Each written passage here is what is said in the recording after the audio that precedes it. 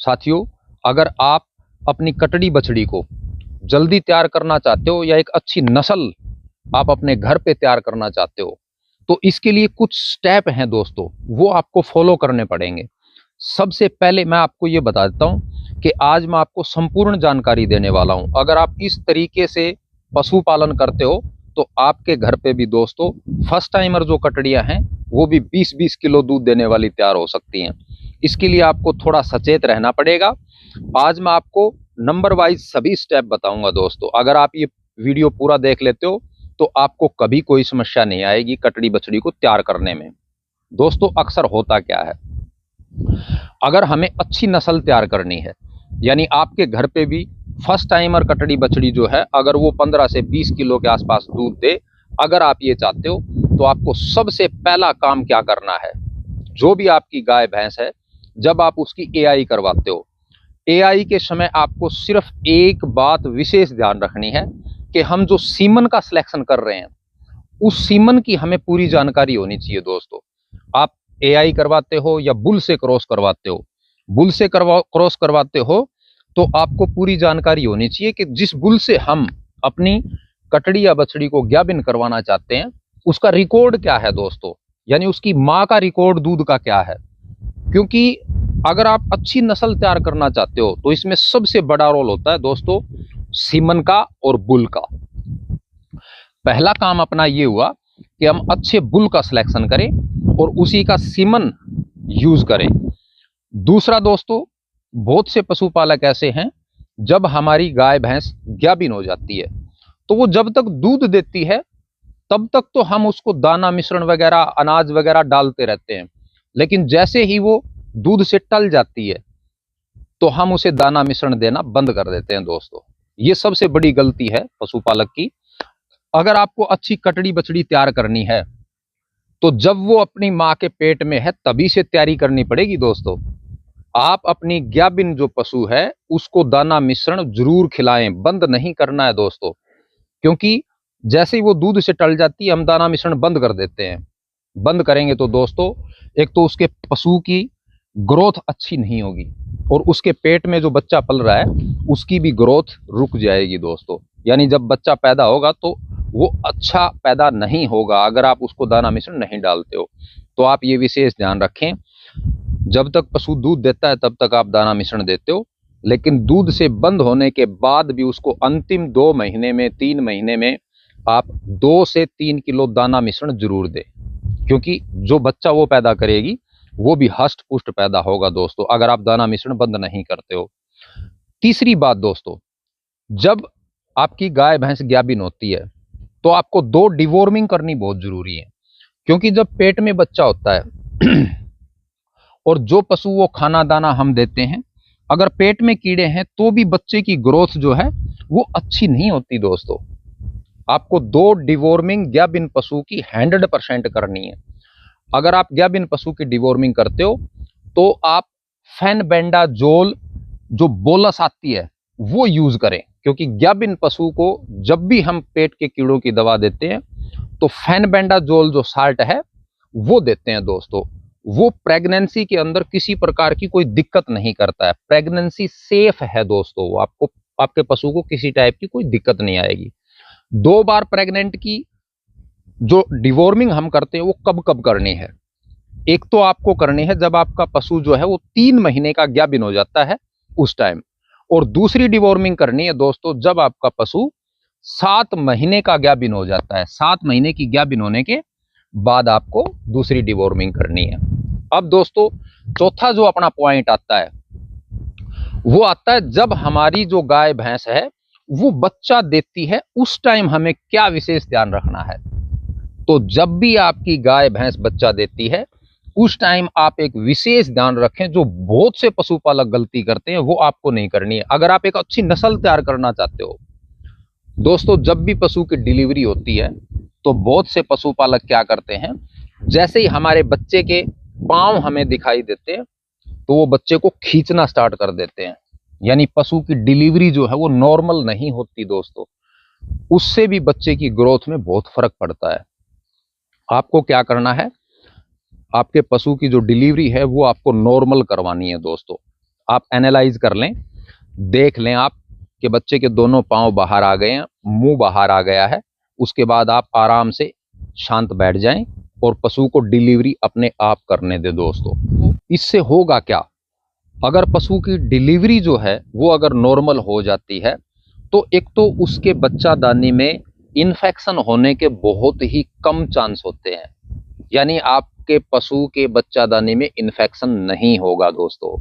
एक वो जैसे ही अपने आप डिलीवरी करेगी तो उसको पूरी ताकत लगानी पड़ेगी, और जो उसके अडर की जो नसें हैं उनमें भी ब्लड सर्कुलेशन जो है वो बहुत तेज गति से होगा दोस्तों, यानी सभी नसें जो हैं वो अच्छे से खुल जाएंगी दोस्तों। तो आपको ये विशेष ध्यान रखना है, जब डिलीवरी हो आपके पशु की तो आपको जबरदस्ती नहीं करनी है। जैसे ही हमारा काफ जो है वो बाहर आ जाता है तो उसको आप एक बार सिर्फ 1 मिनट के लिए उल्टा जरूर लटकाएं दोस्तों, क्योंकि बहुत बार ये देखा गया है कि काफ के फेफड़ों के अंदर पानी जो है वो चला जाता है, उसकी वजह से भी हमारा काफ जो है वो हमें आगे आने वाले समय में बहुत परेशान करता है। तो आप एक बार उसको उल्टा जरूर लटकाएं और उंगली से उसके मुंह के अंदर ऐसे उंगली डालकर उसका जो पानी वगैरह है वो आप निकाल दें। इसके बाद दोस्तों आप उस काफ को गाय भैंस जो भी है जिसकी डिलीवरी हुई है उसके आगे आप रख दें उसको, ताकि वो पशु उसको अच्छे से चाट ले। दोस्तों चाटने से भी बहुत सी पशु की जो प्रक्रियाएं हैं वो शुरू हो जाती हैं।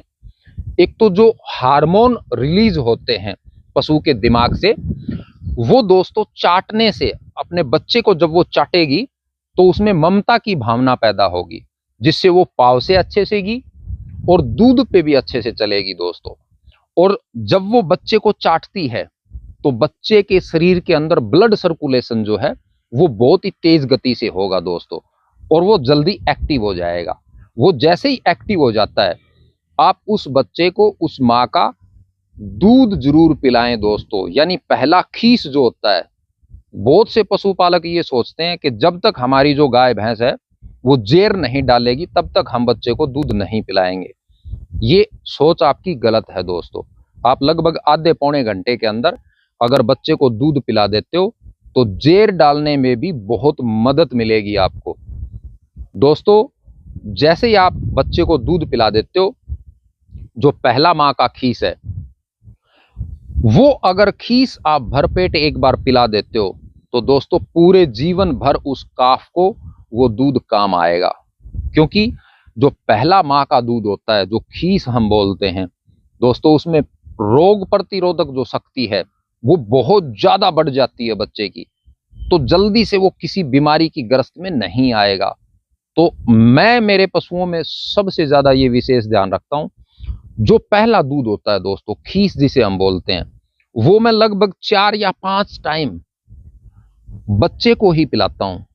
जैसे दिन में 3 या 4 बार हम उस बच्चे को जो पहला दूध बोलते हैं, हम खीस बोलते हैं, वो 3-4 बार डाइट करके आप उसको पूरा पिला दें तो दोस्तों आपका जो काफ होगा वो जल्दी सी किसी बीमारी के गिरफ्त में कभी नहीं आएगा, और उसके शरीर की ग्रोथ भी अच्छी होगी।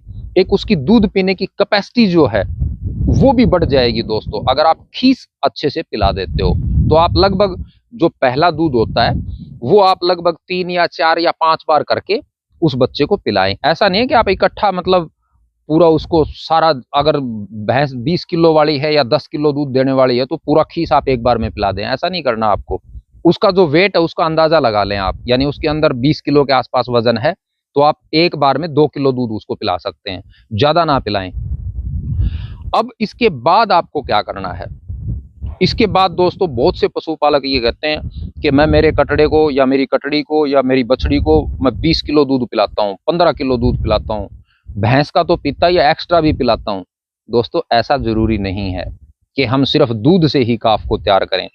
दूध आपको लगभग 10 दिन तक लगातार उसका जो बॉडी वेट है, यानी आप मान के चलो कि कटड़ा या बछड़ा या बछड़ी जो भी है उसका 20 किलो वजन मानते हैं हम, सपोज करते हैं, तो आपको 2 किलो पूरे दिन में उसको दूध पिलाना है। लगभग 10 दिन आपको ये डाइट उसको देनी है। उसके बाद आप धीरे धीरे दूध बढ़ा सकते हो। यानी लगभग 3 किलो दूध अगर पर डे के हिसाब से आप 2 महीने तक लगातार अपने काफ को पिला देते हो तो बहुत अच्छा तैयार हो जाएगा दोस्तों। अब आपको ध्यान क्या रखना है, एक विशेष ध्यान और रखना है। ये गलती भी बहुत से पशुपालक करते हैं। जब भी आपका काफ वो कटड़ा है, कटड़ी है, बछड़ा है, बछड़ी है, वो 15 दिन का हो जाता है, तो 15 दिन का होते ही दोस्तों उसकी डिवॉर्मिंग करना जरूरी है। और डिवॉर्मिंग आप किसी भी दवा से ना करें, पहले 3 महीने तक आप देसी तरीके से डिवॉर्मिंग करें। इसका वीडियो मेरे चैनल पे मिल जाएगा, बहुत अच्छा रिजल्ट है दोस्तों। बच्चा जो है, काफ जो है वो बिल्कुल एक्टिव, नाचता कूदता रहेगा अगर आप उससे डिवॉर्मिंग करते हो। लीवर पे कोई इफेक्ट नहीं पड़ेगा, उसका नेगेटिव इफेक्ट नहीं पड़ता। बहुत बार देखते हैं मार्केट से दवाई लेके आते हैं मेडिकल से और वो 15 दिन के बच्चे को पिला देते हैं, बच्चे मर भी जाते हैं दोस्तों, या उसका लीवर खराब हो जाता है, फिर उसको दस्त लग जाते हैं या कब्ज हो जाती है, बहुत सी बीमारियां घेर लेती हैं उसको। तो आप देसी तरीके से करें, उसके अंदर गुड़, अजवाइन और एक आपको नीम के पत्ते यूज करने हैं। वो तरीका मैंने वीडियो बना रखी है, चैनल पे है, आप विजिट करके जरूर देखें।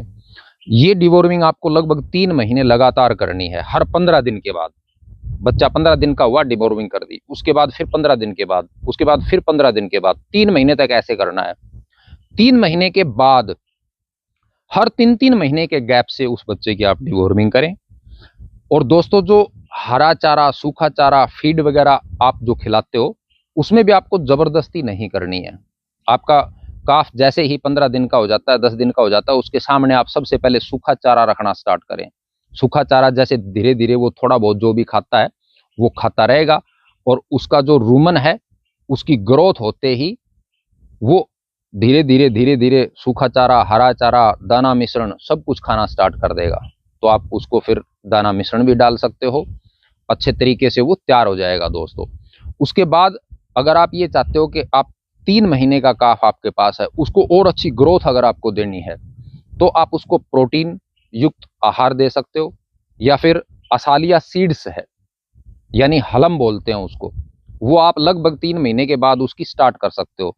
लगभग आप उसको 20 से 25 ग्राम हलम लस्सी के अंदर मिक्स करके, काला नमक और लगभग 50 ग्राम के आसपास बाजरे का आटा, ये उसकी डाइट में आप जरूर ऐड करें दोस्तों।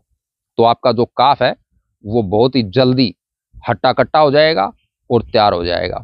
तो दोस्तों इस तरीके से अगर आप अपने काफ की तैयारी करते हो शुरू से, तो आपके घर भी बहुत ही अच्छी नस्ल तैयार हो सकती है दोस्तों। तो आज का वीडियो आपको कैसा लगा, इसको लाइक जरूर करना, और चैनल पर नए हो तो चैनल को सब्सक्राइब करना। वीडियो देखने के लिए बहुत बहुत धन्यवाद।